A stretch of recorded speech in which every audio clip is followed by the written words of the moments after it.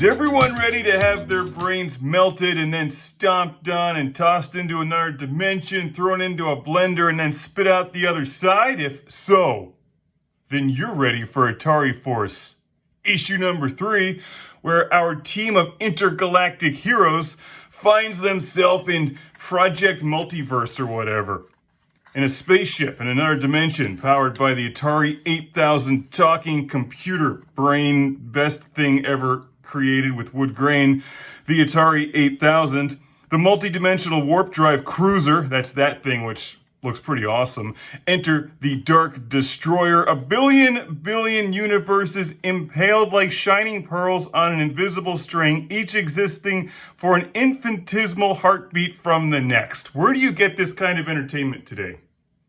You don't. Only the power of Atari and 1982 can bring you this. Also, the art is really good. I love these mini comics. I think that the Atari Force 3 mini comic came packed in Star Raiders, and actually I've got the full-size Atari Force books on the way. To be honest, I didn't actually realize how many of them there were. So I was pretty excited to find out there's a lot of Atari Force. I'm not sure if it's the same series, but we'll find out here in 80s Comics. .com. There's Champion, there's Perez, and I already forgot the rest of them. They do something. They play Atari and save the universe. And they also lose gravity.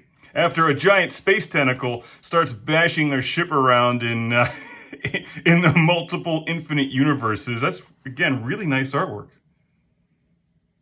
The writing is really fun, too. These are actually very good comic books. I'm not just, saying it because I love Atari. These are really good books. Great art. Good writing, campy science fiction style, but it all works really well together.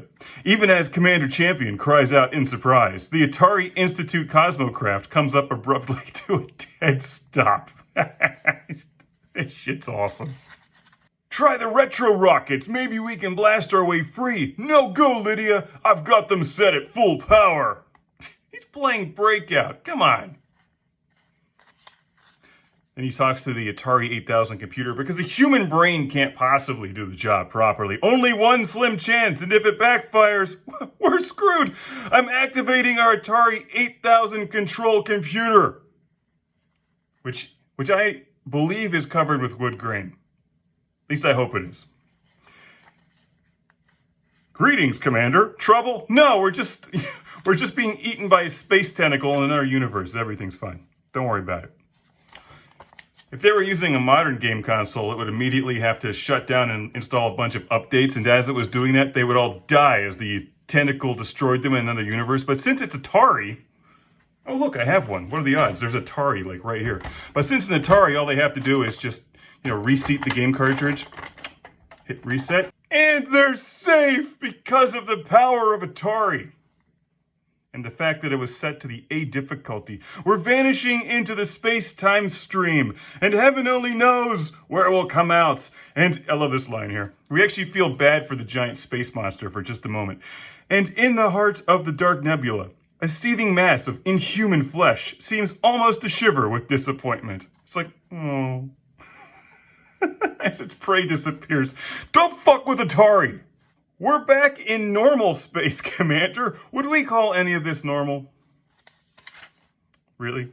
Oh, look, and here's the Jar Jar Binks of Atari Force. It's hookah! Hookah, hookah? So they should have just stepped on this thing the moment they saw it. But anyway, hookah, hookah, the honorary Jar Jar Binks Orko snarf of this book, hitches a ride with the Atari Force. And then they learn the secret of this mysterious planet, which is 15 billion years old. It doesn't look a day over 14 billion. So they split up.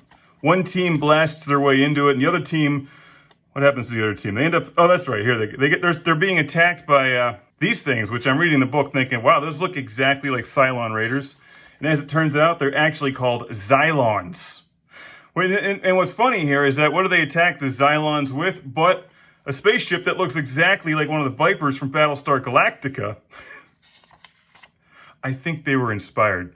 I love the old school Battlestar Galactica, so I approve. So anyway, of course, they blow that thing up. He puts some sort of Logan's Run gem on his forehead and sees the the history of this planet, which was attacked by the Zylons. See, the Zylons. I'm pretty sure they're in issue 4 too. I reviewed issue 4 years ago. Kind of forgot about it, but those dreaded Zylons.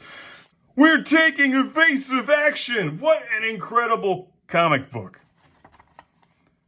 Now, they're really close to plagiarism here, but you know, you have to admire the fact that they were inspired by one of the greatest TV shows ever created. What, 1979, Battlestar Galactica, 1980, somewhere around there. It's got Face Man from the A-Team. How bad can it be?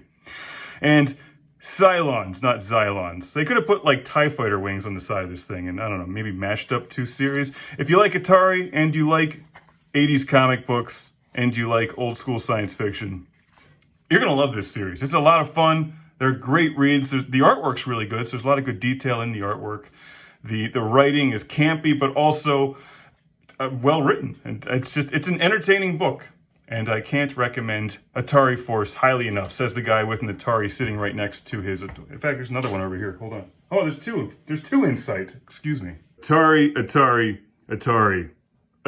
Force. The force that binds all of the Atari 2600s together and battles multi-dimensional space tentacles. Is there anything better? There isn't. It's Atari Force, best enjoyed, surrounded by Atari.